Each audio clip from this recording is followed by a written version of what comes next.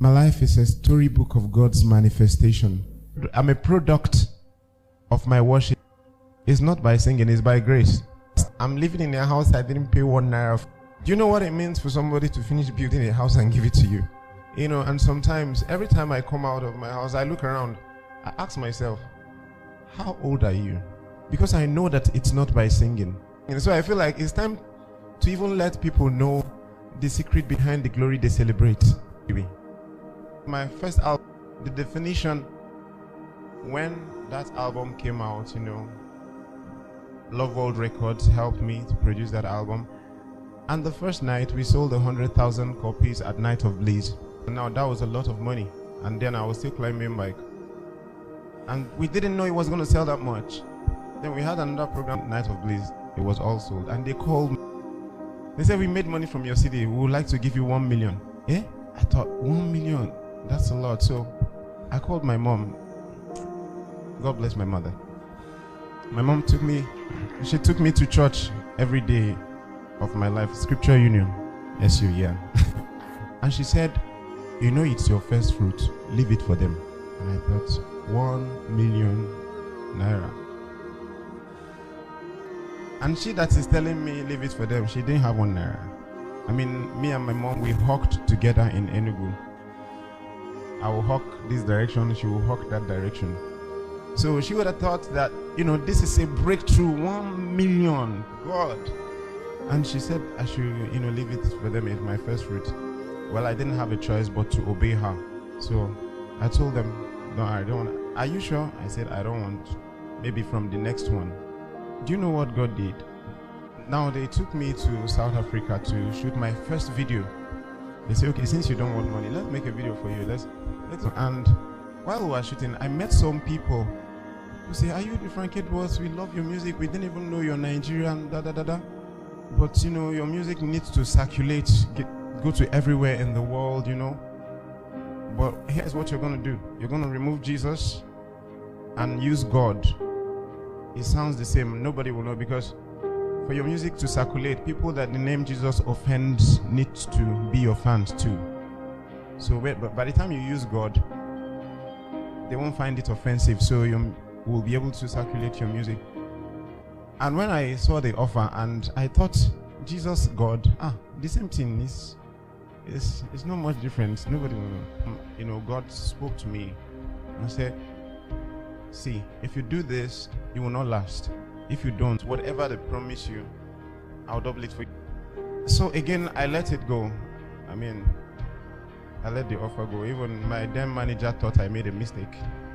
You know, managers always want more money. So he thought I made a mistake, but I made my decision. So I let it go. I came back. And then God began to do his thing. I released my second album. Someone from nowhere. I said, someone is trying to reach you there. She's looking. In fact, when she started looking for me, she sent all her staff. If you don't find Frank Edwards, don't come to work. They came to my church, speak to some of my pastors. My pastors called me. Someone is looking for you. They gave her my number. She called me. And then she said, I've been listening to your music. And you know, as I listen, God keep pushing me to do something for you. Do you want to come and see me in my office? I know you are big. I say, me? Big? Send the address first. You know, she called all her staff, you know, members, took pictures with me, and she said, nothing, I just want to bless you. I just want to bless you like God placed in my heart. And then she gave me an envelope. I said, thank you. You know, it looked big. It was on my way home that I opened the envelope. I opened it, so I called her. I said, ma, the envelope you gave me. She said, what? I said, look what's inside. He said, that's for you now. And besides, anytime you want to do anything, the bill is on me.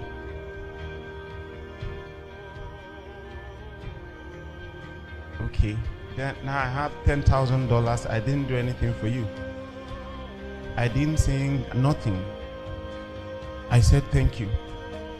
I went home. I removed my tithe and my seed. That's very important as well. The upper week, they say someone is looking for you. They gave the person my number. I've played your music, it blesses so much, and God places in my heart to bless you. Can you come to my house? I went there, the same story. You know, God does not make empty promises, and He knows how to cause the chain reaction. You know, then the upper week, this other woman called me. Where do you live? I said, I live in Allen. I mean, then I already have a good home and I'm very comfortable. And then she said, Ikeja is noisy. How do you create your music in that noisy environment? She said, would you like to move to VGC? And then, you know, the first thing I did was calculate how much a plot of land is in VGC, even. That's if you find. So when I make the calculation, and that's why I said, I'd love to, but now I have other things I'm working on that I need to do with money. So this is not. And she said, okay, when will you like to move?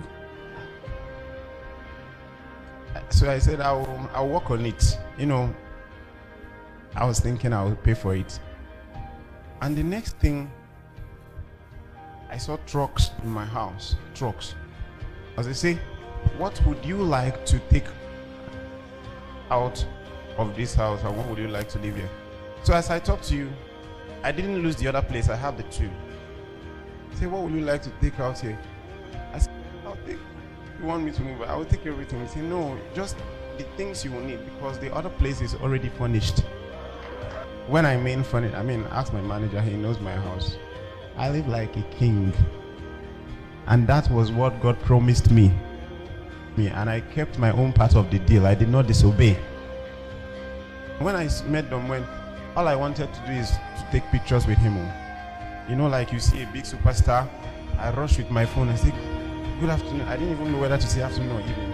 Can I take pictures with you? And he said, okay. And he gave someone the phone and he put his hand on my shoulder. I was waiting for the picture and he looked at my face. And he said, Frank Edwards. I'm like, hey, you know my name. And then he said, wait. I said, anytime I see you, I must tell you this. So he brought his phone. I said, look at, all these are your songs. And he began to play my songs for me. I'm like, what's going on? And I said, anytime I see you, we must do something together. So it was not even my suggestion. It was not my suggestion. I did not beg for it. If you ask me to even beg for it, I don't know how to reach Domwen. I don't have his number. I don't know how to write. I don't know. But you see, God keeps to his promises. And then I'm saying to him, okay, sir. He said, we'll record together. I say, sir, if you invite me so that I can go to the embassy, I don't have a visa. And he said, I thought you have a studio. I say, yes. He said, I will come to your house. I thought it was a joke. The day he promised, he came. And he was with me from 8 a.m. to 9 p.m. He didn't rush. I just didn't understand what was going on. And then he said, okay, for this story to be complete, we'll have to record in my house too. We have to record in Nashville too. And I didn't have a visa. Now, because now I know people, like big people. So I called all the people and I said, I want to go to the embassy and I don't want to have difficulties. This governor spoke to this person spoke to this person. So they finally got someone to take me to Consular General's office at the American embassy. Yeah. So they took me in. I was sitting face to face with the consular. And I've been to that place before. They rejected me visa. And I'm asking myself, wait, Frank, you entered here, you didn't queue. And then we had to say, what's the matter? I brought my brother here. He came before, they rejected him visa. So now he wants to apply again, but we don't want the same program. The consular asked me, what was the issue the last time? I said, I don't know. They just refused me. I don't know what happened. He now said, okay, no problem. Apply again. That's brings me to say, when God is doing his thing, he doesn't want any man to take the glory. So I'm sure God felt, because so now you're feeling like you now know people. I applied. I went, they refused me. And now I'm thinking, if you have a meeting with Consular General and they refuse you visa, what else do you want to do? I didn't know God probably was not happy with that. I prayed, when it came to my mind that maybe God is not happy. So I said, Lord, I'm sorry if I've gone the wrong way about this visa issue. I apologize. And then as I prayed that prayer and stood myself, I had a confirmation to go back again. This time I didn't tell anybody. I didn't tell nobody. I just paid for the visa application, applied again, just picked my passport, and I went there. All the embassy staffs from the entrance, hey, Frank Edwards, we love your music. Frank Edwards, we love your music. Even inside the interview hall, some are still telling me, Frank Edwards, I said, this thing you're telling me, tell Oyibo now. I'm not the one. This Oyibo that will give you, tell him that you know me, So they say, go to counter 10. And my heart started beating again. I didn't know that God has gone ahead. And here I'm standing before this lady. At one glance, she just started smiling. I don't know why. So I came close.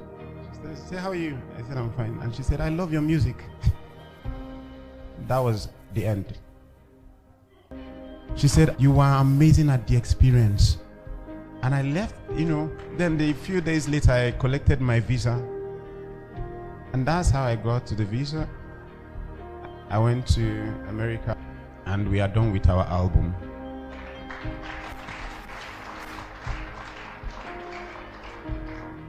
You will hear the men speak Igbo for the first time. Yeah. And this is the first African collaboration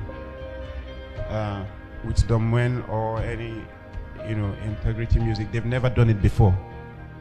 And, God even opened, while I was in America, God opened doors. Domwen said to me, what can we do for the upcoming African artists? We discovered that we have so much talent, but they lack the right exposure. They lack the right exposure, the right sound to their music. And then he thought, okay, he was the last president of Integrity Music. And I have my own record label, which God helped me to build. So he said, since you already have Rocktown and I have my own, to help the African artists, let's open another company together. I'll be the president, you be the vice president.